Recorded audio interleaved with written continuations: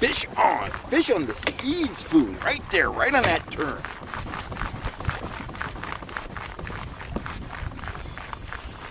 Nice. That was fast. 2 minutes. 2 minutes trolling. Got one hit.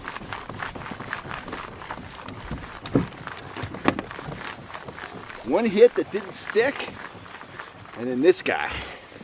It did stick.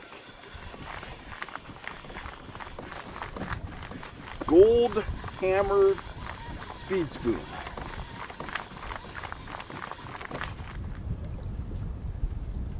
"10 feet deep, 2.8 miles an hour. Ooh, nice rainbow.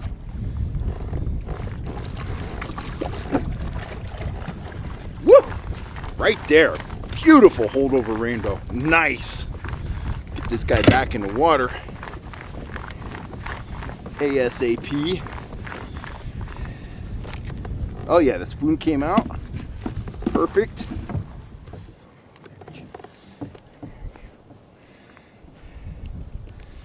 Look at that beautiful rainbow.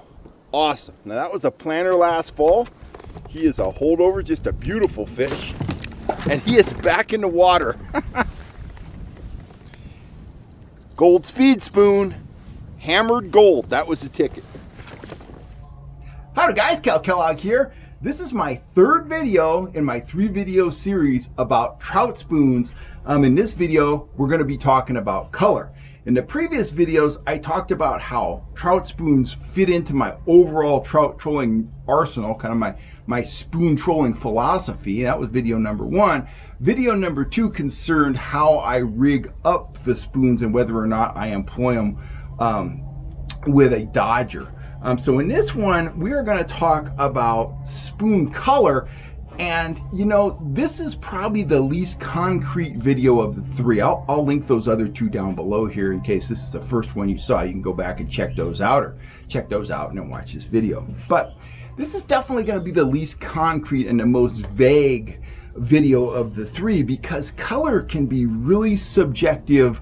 I'll give you some basic guidelines, but first let me say this. My attitude about color and depth has changed a lot over the years. You know, I used to adhere to the old, color chart that said, well, colors disappear at certain depths. For example, an orange spoon like that, it's a neutral shade of gray if you get below, X feet deep. If you get below 20 feet, it's just a neutral shade of gray.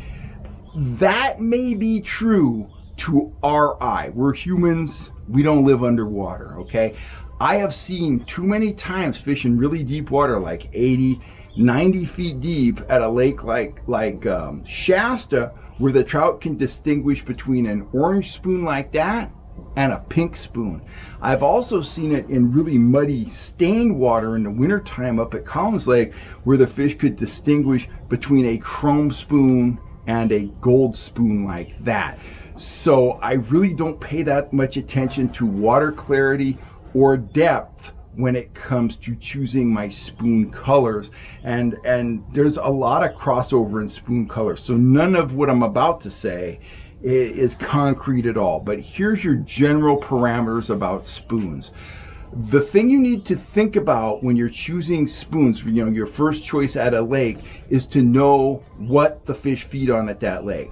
Most of our foothill and valley reservoirs have pond smelt or threadfin shad. So the trout, they make their living feeding on bait fish, okay?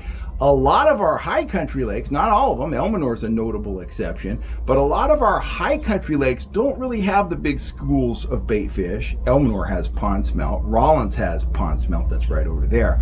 So they're exceptions to the rule.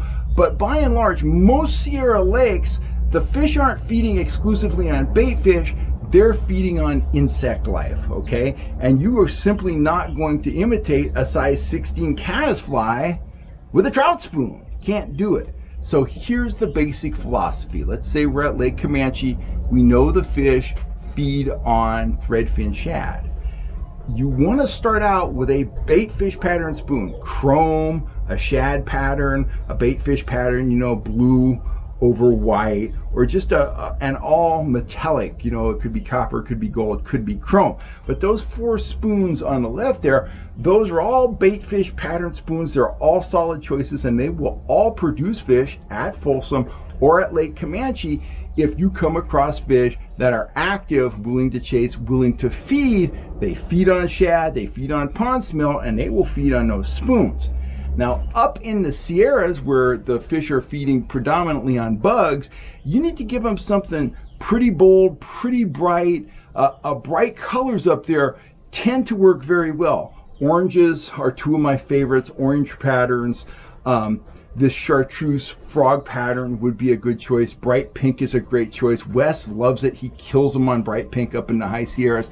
So, you know, the brighter, more outlandish colors are the things you want to use at the clear Sierra lakes where the fish are feeding on bugs. It's just something that catches their attention. They're like, hey, whoa, pink spoon. And they're curious. Those fish tend to be more aggressive up in the Sierras than the ones down in the valley because they have a shorter season, you know, when they're active, because the lake is eventually going to get really, really cold and maybe even iced over. So they're going to spend part of their year in kind of a near dormant state. So they have to be more aggressive during the spring, summer, and early fall months just to pack on those calories to survive, you know, the winter doldrums when they don't eat a lot, they don't move a lot, they're basically kind of inactive, kind of hibernating.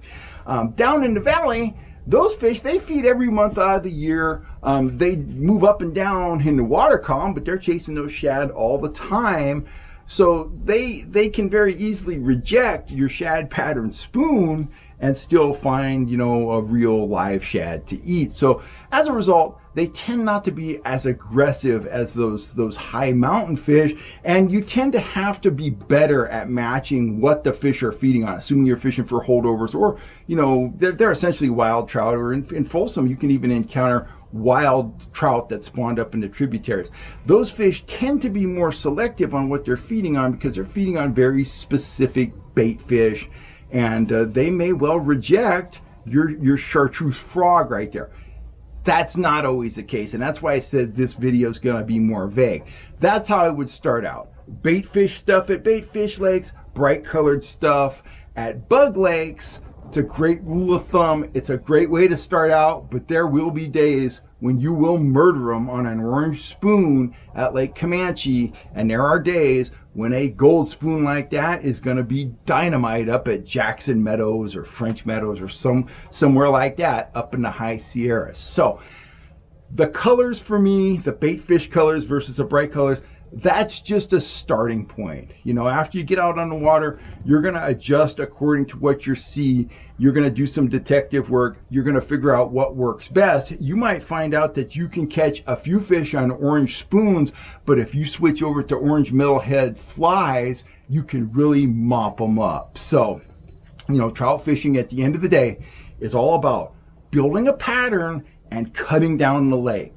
You want to make subtle changes. Once you find fish, make subtle changes to find the most effective offering in your tackle arsenal. You might start catching them on an orange spoon and try a pink spoon, and it's far more productive. Okay, so make those subtle changes, and also start cutting the lake down to size. When you hit a fish or two, don't leave that area.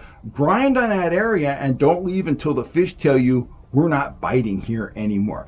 That's how you build a pattern, and that's how you have those really epic days out on the water where you catch 2 or 3 dozen trout.